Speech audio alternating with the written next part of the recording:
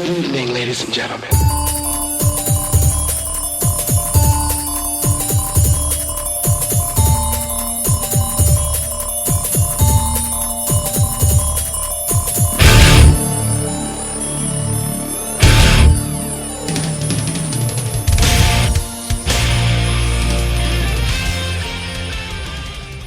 Welcome to Rolling Intentions. My name is Jason, and today I have a guest. I guess one of the very first interviews that I'm going to be putting on my podcast. Rest from mostly actual play. Aaron Friesen. It's Friesen, right? Yes, that's Aaron Friesen. Right, great. Well, hello, Aaron. Hello. Nice to chat again. Yeah. It's been almost a year now, or if not over a year.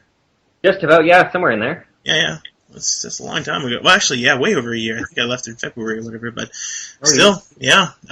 So, an honor to be on the show. Great. So I got a bunch of questions for you, and as regards for as well as because I mean you came up with a couple of different. Well, I guess you talked to some interesting people over the past couple of years. Some of the names that people would recognize in the RPG industry, especially anybody in the indie side of it. A little bit here and there. I think you're probably shortcoming yourself a little bit because, from my understanding, I mean, you had some interesting takes on some of their systems and helping them out and whatnot. Yeah, there's some of that too, actually, yeah. So I guess I won't downplay myself too much. Yeah, there you go. So a lot of people probably won't recognize you, obviously. So not yet. Not yet. No, that's right. That's why I'm taking this opportunity to do it while you're still able to pay attention to us, urchins that are still trying to get our name out there. Yeah. Yeah. So just for your credibility, and for everybody else probably wondering exactly who this guy is, perhaps we should talk a bit about your actual role-playing history, what got you started. Sure. Well, I first got introduced to actually Dungeons & Dragons when I was, 10-ish. My dad picked me up a Dungeons & Dragons board game, and Dragon Crusade, I think it was called. And shortly thereafter, my cousin actually introduced me to Dungeons and Dragons proper because he played it a couple times with his dad and he thought it was really cool. Mm-hmm. Anyway, we fumbled our way through 3 quick dungeons, and in those 3 dungeons, managed to amass enough experience to, kill several dragons because we were playing like morons and just working our way through the monster manual and doling out experience as necessary. And about 3 games in, I started GMing and it never really stopped, the GMing. I started getting better around, age 18, 19, so, that was already, probably around 21, actually. So I've been playing for about 11 years before I actually started getting good at playing. But that's when I started finding more interesting games than what I've been playing before. As a GM, you mean, or like? Yeah, I started expanding my techniques. Until then, I just kind of flew by the seat of my pants with some module that I barely read, and I just all of my games would fall apart after a couple sections because we'd all get bored. I wouldn't have any meaningful conflict. I wouldn't have any real involvement with the characters. It would just be whatever railroad of the week, and I just kind of kept that up for about the first 10 years of my gaming career, and then I started really learning how to get people more involved in their games and in my games. Right. I look back on my GMing history, and I've been GMing for a long time now, but I've only been GMing well for the last 5, as far as I'm concerned, anyway. Yeah, no. Like I feel the same way actually, because I was in the same boat. I was also the guy who did all the GMing. I still do. So yeah. Yeah, I'm that dude that everybody looks to come up with the games, campaigns, and whatnot. And that's all I did, too, until I came to Edmonton, was D&D and GURPS and mainstream games that really were more engines to develop a simulation type of game rather than one to give an actual storyline narration style that the newer games are like now. Oh, yeah. So what type of games do you play now? I play a lot of games now. Mostly lately I play Burning Wheel, Apocalypse World and Dungeon World. When I want to get my nice little old school dungeon crawl on, I play either we whip out the old basic expert set that I've got hanging around for Dungeons and Dragons, or we play Lamentations of the Flame Princess, which is a nice basic edition D&D retro clone. And we've just started playing some Dogs in the Vineyard recently, which is really, really fun. And that's most of the games that I play regularly. I've also played recently some Fiasco. We played the Shabalhiri Roach, which was a hilarious good time. Yeah, I mean, in the Shabalhiri Roach, you're playing academics in 1919, jockeying for position and swallowing telepathic cockroaches because it'll get you ahead in life, even if it means destroying everything you hold dear. Like, who cares? It's mostly a comedy type game anyway, and it just produces roaring fun.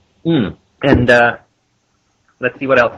I tried Polaris once, and that went very poorly, just because of the kind of people I had mostly. I still once in a while get my Dungeons and Dragons on, mostly to remind myself why I don't. But yeah, that's a fair amount of it, I guess. Okay. Well, I mean, it seems to be that to me. I mean, and it's probably similar if you speak to other people who roleplay. You either get the one individual who will stick with a system that they believe works, and they'll work that system into all their games, into whatever they want. And then you have the other individual who plays a bunch of games, and basically plays the games either just because they're new and exciting, or they want something that will work for different situations. They pick a different system. You know, I have a friend right now, Jeff, who wants to do absolutely everything in the world with Burning Wheel and Burning Wheel clones. Whereas I don't even really want to do a campaign. I want to do 3 sessions of a game and move on. I want to snort a line of games, right? I mean, I just want to play everything there is once or twice and move on, and maybe go back to something again, right? So, like, I just played Marvel Heroic RPG. Oh, yeah. And that was really fun, right? And yeah, I've just been slipstreaming through RPGs, and I think that's a good way to help you as a GM as well, because each system has something different to offer. Yeah, absolutely. When you play the games, what do you think about people who play the games and have like house rules outside the system itself? Now, I'm not just talking about hacks and mods that people make, but actual house rules that they develop for their system. Like, do you think that the people shouldn't be modifying rules for games, or do you think the game is designed a certain way, but you have to adjust it to meet your group's needs? Well, you know, I got nothing against house rules. I don't really play with them with the house rules too much. Nothing in a hard and fast way. I mean, we make rulings as we need to, right? Mm-hmm. But as far as house rules are concerned, you know, whatever makes you happy. If you want to talk your house rules with someone else, like if somebody comes up to me and asks me, "What do you think of this Burning Wheel house rule?" You know, I'll look at it, and you know, I'll likely ask what it's meant to do, and I mean, I'll ask the same question I ask anyone about this, like, have you played whatever game without any house rules? Like, what are you trying to change about what you experienced? Because you know, house rules are perfectly fine as far as I'm concerned. It's budding game design anyway. I think experience with whatever you're modifying is necessary before you really start digging into it, right? Yeah, well, I don't know if Luke would agree, honestly, but, you know, game designers obviously don't come up with every scenario for every situation, and it really kind of boils down to, does it work? You know, does it fit, right? And some other systems like D&D use Rule 0 to sort of clean up what I think cleans up a bit of a sloppy work, I guess, on some of their rules. But what do you think about that? Well, I think the only version of Dungeons and Dragons that was ever really fully coherent. Well, actually, no. There's 2 of them now. There's 2. There's only 2 versions of D&D that were ever fully coherent. Were the basic and expert set, and really it got a bit less coherent when it hit the expert set, and Dungeons and Dragons 4th. They both do very, very different things to one another, and beyond that, the Dungeons and Dragons has never really been coherently written, so it's always how would you like to play, right? So it's very much every other edition of Dungeons and Dragons is very much about how would you like to play and how do you want to modify the system to suit your needs. That got really explicit during the late second edition and early third edition sections when people were just using D&D to play everything, and even having almost a mantra of if you're rolling the dice, you're doing it wrong, right? Because role play, not role play, and shit like that, whatever that is, and so. Just about any edition of Dungeons & Dragons will work well without house rules, but it's unlikely to do what you want without picking and choosing which rules you're going to follow, right? Okay. I think that answers the question. Okay, yeah. So is there like a system that you would suggest a first-timer to play to set them on the path that you would suggest to be the most fun? I mean, not that what you do is the most fun for everybody, but if you were able to find your first system to start you on the path right now, instead of having to go through all that D&D stuff that really, developed you, but you know what I mean, right? Like if you could have chosen an RPG to start off with, what one would it be? If I could go back in time and start myself on the role-playing path, I would probably start myself out with Mouse Guard, because it focuses everything on the session level, right? Mm-hmm. And the whole game is extremely structured, but there's also the room for free play and role playing, right? I mean, it's just character exploration in very defined ways. So that's probably what I'd start myself on. Otherwise, again, these very structured games is where I'd introduce anybody to. Dogs in the Vineyard is one that I'd actually love to introduce brand new people to, because again, it's very structured. You get one session in a town and then you're done. You move on, and in Dogs, you're very much the authority of everyone around, and death isn't on the table unless you explicitly state death is on the table, right? Same with Mouse Guard. And then also the Shabalhiri Roach would be a great one for me to start new people on, as far as I'm concerned, because it has absolutely nothing to do with anything other than story creation, right? It's you roll dice to finish out a scene and determine what results of that scene, and otherwise it's just very, very free play and just very fun for people to do, because there's not a lot of heavy mechanical weight to the system beyond the loose structure. And it's also, again, it's just a laughing, roaring good time. So those are probably the ones that I'd really jump people on for their first time. Dogs, Shabalhiri Roach, and Mouse Guard. And they've all got very different concepts in them, each, right? Yeah. So. Yeah, well, I mean, I agree with the Mouse Guard, because, for me, that is a very simplistic system, and all the rules are written on your sheet. Oh, yeah. You could pretty much do the entire thing you can almost play the game without the book. In some aspects, right? So, definitely on the right path. If you're playing Mouse Guard for the first time, that's definitely a good idea for me. But, have you seen the stuff that they're coming out with, the brand new first edition AD&D stuff that they're just for selling? Yeah? I'm pretty excited to pick myself up a copy, mostly so that I can compare it to the first edition books I got here. And what they touched up, because they say they're only going to fix up the spelling mistakes and just update the errata as it stood back in 1980 such. 1 or 82 or something. 1982, I think. Yeah. Anyway, somewhere in there that they're updating it to the final errata and just leaving it as is. So I'd like to see how it is, right? Because it's just going to be pretty old books, basically. And it's going to be a nice thing to have on the shelf, as far as I'm concerned. Yeah. Well, it was simpler days, but more complex in the same breath, right? Yeah. Because you couldn't do certain things, but the things you were allowed to do were very easily dictated. Oh, yeah. As a player, right? So. Indeed. Before the conversation, I guess, before we actually did the introduction, I was talking to you about your involvement in the community and as well as your introduction. But I never went into any details, so people probably are wondering exactly what involvement you have with the gaming community. Would you like to just give me a couple brief things? brief or go into elaborate detail, whatever you want, on some things that you do as the involvement of for the actual role-playing community or gaming community, not just in Edmonton, but as well as online as well, how you got started and all that and whatnot. Okay, well, in Edmonton alone, I mean, I helped mostly focus and manage the Edmonton Gaming Meetup Group, Edmonton Tabletop Role-Playing Game Meetup Group, for the last 2 years about.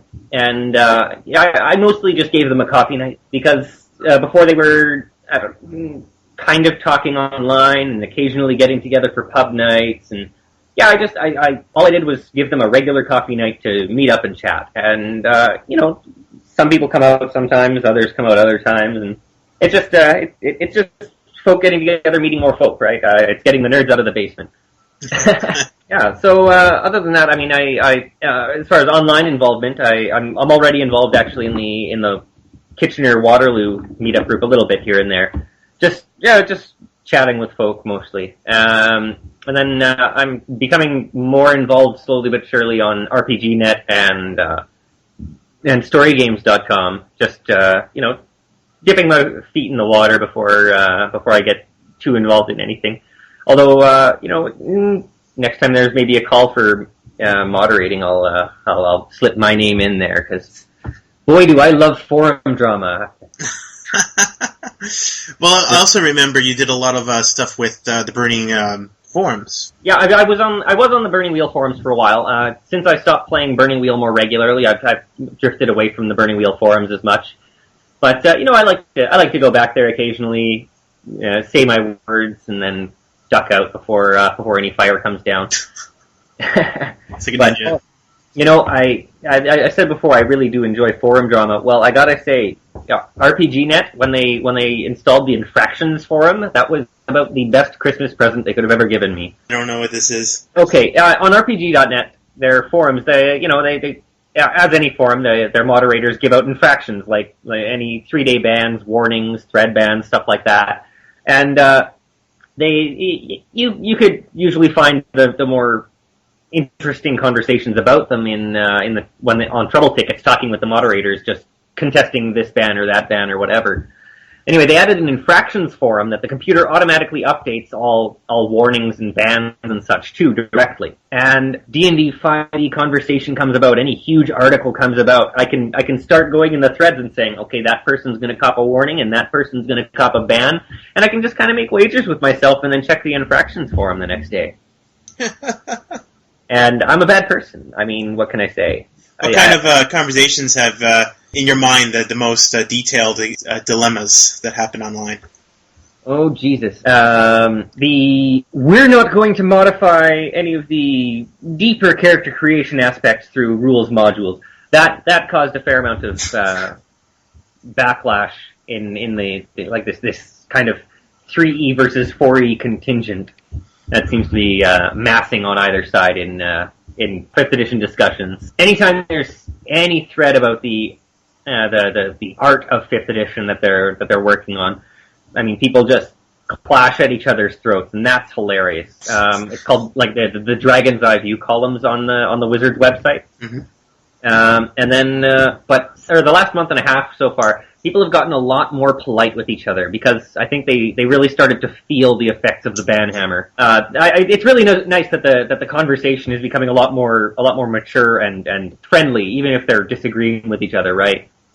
Right. So it's a lot less Xbox Live type of conversations. Oh, good God! I mean, as far as internet conversations are concerned, these ones have been pretty good by any margin. Mm-hmm. They're just rather aggressive more than anything. They're not mean. They're not cold-hearted and nasty, generally speaking. So has it been a couple forums with the regarding traditional players and indie players, and some conversations regarding how rules should go and how rules shouldn't go? There's a bit of that on StoryGames.com. Their board is very much focused on talking about role playing with one another.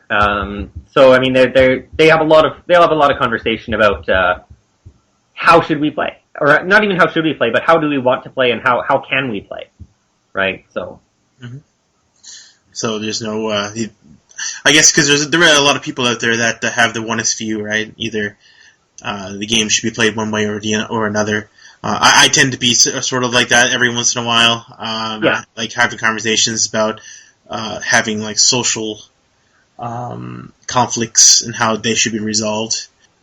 Traditional and indie games, I don't know if they're really the opposite of each other, but in the RPG world, I guess story-based games versus combat-based games do kind of clash. Is there any games that you think that would meet perfectly as like a midpoint between traditional games and the indie games? Is there like a game that you would suggest that combines the two together? In any kind of conversation like that, I like to pimp Burning Wheel. And actually, very, very much more nowadays, Dungeon World. Dungeon World is, it covers a lot of those kind of both very traditional and very indie bases, right? Because it's very focused on dungeoneering style play in a very D&D mindset. It's got some of the hack and slash there too. It's certainly not entirely focused on the hack and slash by any means. But it's got a very, very modern indie designer mindset to it. Having been descended from Apocalypse World, it is quite different from Apocalypse World in the end, but it's definitely inspired by. And yeah, it very much melds this old world style of play with a very new world style of play. And something that a lot of people have been talking about is that it very much encourages the letting the rules get out of the way until you need them style of play, which Burning Wheel definitely does not do. No. There is a way to play Burning Wheel. Oh yeah. So yeah, that's Dungeon World is really that game right now. Okay. So now with Dungeon World, the Kickstarter campaign just ended not too long ago, I think. Yeah, it did. I think it was just a couple weeks ago. Their official Kickstarter. Yeah. And they're talking about making some changes. I don't know if you've heard any of their podcasts or interviews or whatever. They're making some changes to probably, I think it's the experience of how they've been speaking that for a while, and it's a lot better than it used to be, but I can still see room for change to it. So, do they have like an actual beta out still regarding with their changes? Before? The last one that I got was the beta 2.3, and that was I haven't really checked too close. I haven't gotten any emails about new betas. Okay. But you can always check the current status on their GitHub, it's very XML, and it's hard to read because it's XML, but it's generally right up to date because it's damn near live edit, right? They don't have a proper current beta doc. That's they're still giving out the beta to people who post about it and ask for it and such. So it's fairly easy to check out. Yeah, they get a lot of playtesters for that game, and especially just the nature of it, right? So. Absolutely. Yeah. Yeah, some more about, I know we just went through the whole spiel with the gaming community, but there's one particular event that occurred that got your name written into a book that I'm concerned about. So that would be with Level 99 Games, the Mystic Imperium book, the RPG that came out. So how did all that happen? How did you, what did you do? How did you get your name in the book? Etc. Okay, well, there's a little bit of a story here. As always, right? I stumbled across their Kickstarter, and in the end, it was actually the first project I ever kickstarted, which it's entertaining because I've really gotten on the Kickstarter bandwagon now. I've drunk the Kool-Aid. I'm in. But I checked out their Kickstarter, and I saw it, and I'm like, oh yeah, just another flashy game, whatever, and closed the window. A few weeks later, shortly before the Kickstarter closed, I checked it out again, and I'm like, you know what, this is, let's do a bit more of a read-through here on what they got, and watch the video and such, and I'm like, okay, well, that seems okay, kind of cool, whatever, I'll think about it and check it back later, and I closed the window and didn't think about it again. And then about 4 hours before it closed, I'm like, you know what, the PDF's $5. What's it gonna hurt to just kick $5 that way? Done. And about 2 days later, I got the advanced PDF of the Kickstarter traits, the persona traits there, and I'm like, okay, this is really cool. I like this. This is nice. It just seemed interesting, right? I'm like, okay, the $5 well spent already. About I think a few weeks later, I'm not entirely certain, can't recall. I got the PDF and the whole game, and I read through it, and I'm like, this is phenomenal. I love this. This is the best thing since sliced bread. And then after letting it sit and just kind of enjoying how awesome this best role-playing game ever was, I settled in for a second read, because I like to read anything twice, right? I skip over a lot of things in the first read. Okay. Anyway, so I was giving it the second read, and I'm like, after the first chapter, I get into the real game basics and character creation stuff, and I'm like, okay, that bugs me. This just little things, little small things that would bother me. And as I got about halfway through the book, all of these little niggling details really started to get me just furious, because I've been told that, you know, editors aren't really made. You don't learn to be an editor. You're born an editor. And I don't know how true that is or not, but I've kind of got that bug where if I see something that just is wrong, like the layout is terrible, or something doesn't flow right, or oh my god, you comma splice, Jesus Christ. You know, I can't stay quiet about it. And which, by the way, does not at all extend to my own work. I am way too precious with my own work. I never see any of that, and so I always have to hand it off to someone else. You know, but yeah, I was reading it, and I like these things piled up, these little bits and pieces that were irritating the piss out of me, and it was 4 a.m, and so I was way too tired, and so I just started typing, and you know, it started off as just a rant to myself. These things need changing, and in the end, it started becoming a real it started getting actual post structure as it became less okay, this and this need changing, and like, let's just plain rant. And I got my rant on, and in the end, it was like, I don't know, 5:30 in the morning by the time I was done writing everything I wanted to, and looking back over and back and forth in the book and back and forth in my post, and yeah, I'm like, okay, I am content with the state of this rant. It is angry, and now I can go back to just kind of enjoying the game. And I posted it on RPGNet, and I posted it on the Level 99 forums, and didn't really think anything more of it. I did my thing, right? And I was going back to just enjoying the game. And I actually said in the post, the rant post, that, you know, I wouldn't even post this, I wouldn't rant like this if I didn't love it so much. I checked on it on the post 2 days later, because it had gotten a couple posts behind it, and one of the most recent posts was by Level 99 Games, Brad.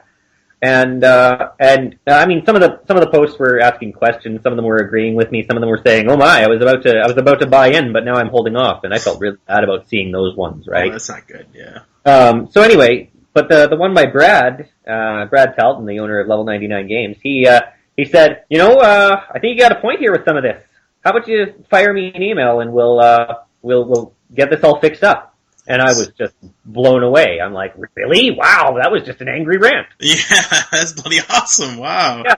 So anyway, I pointed out the issues I had with in completely rational conversation with him. I was out of rant mode.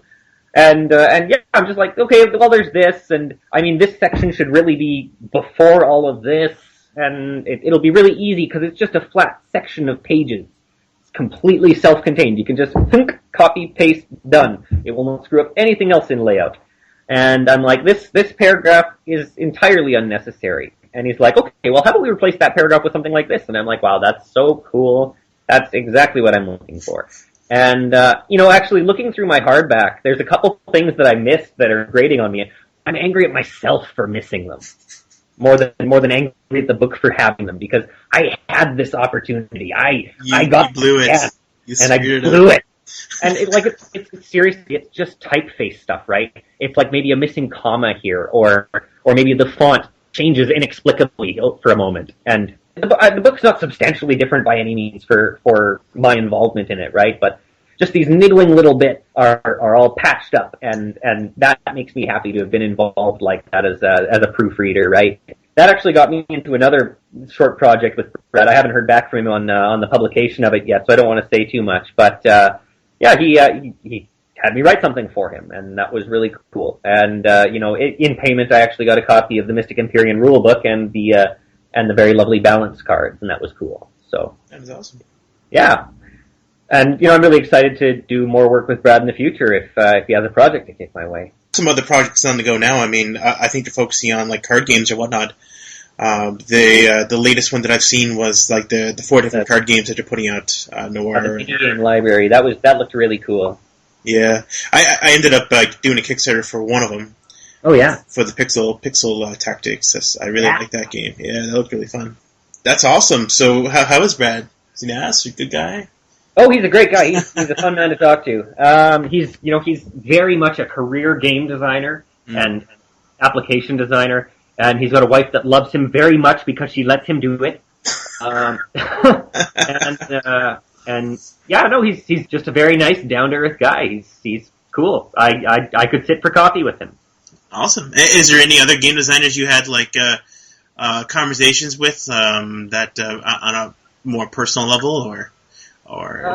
Nothing really too much more personal yet. I've had some back and forth with Sage Latora of Dungeon World about some of the experience hiccups back in the earlier betas. Yep. I've chatted a little bit with oh Jesus Christ, and the name escapes me for just a moment. Anyway, obviously that one doesn't count because I can't remember their name. Makes me a terrible, horrible person. So anyway, I've chatted with a few people here and there, but it's always been in forum posts mostly. So it's not personal conversation by any measure, right?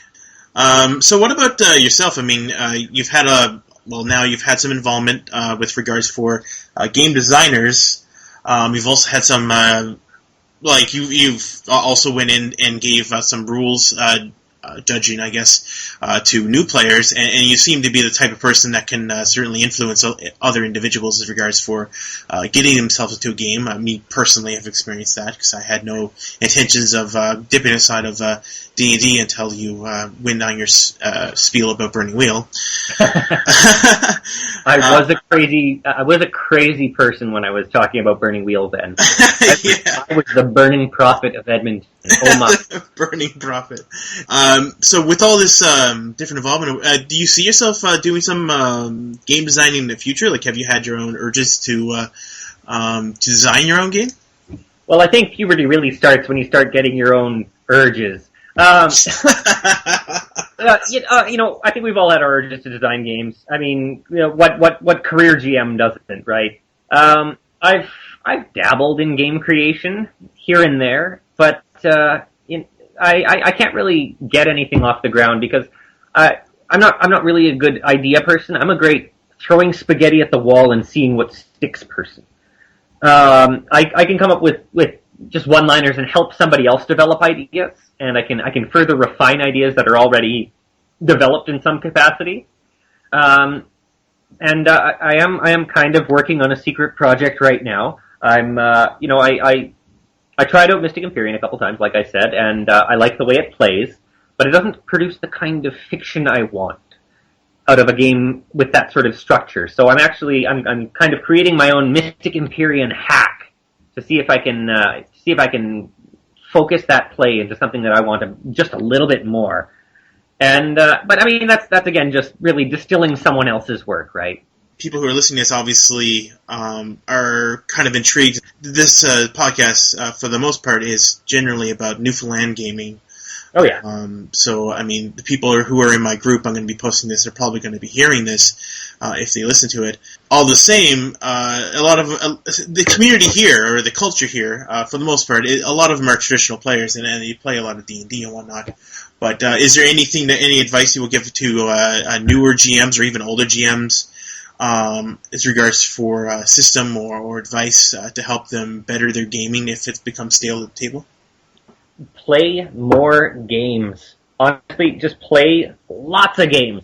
Play different games. I mean, I know people like having their long sprawling campaigns. I like having my long sprawling campaigns now and then, right? But just to toss it up, maybe if you've got a weekly game going on, sub out 1 week a month for just trying something else and keeping it fresh, and play games that you think you'll love and see if you do love them, and play games that you think you're going to hate and then hate them, and then argue and retch about them, but try them, right?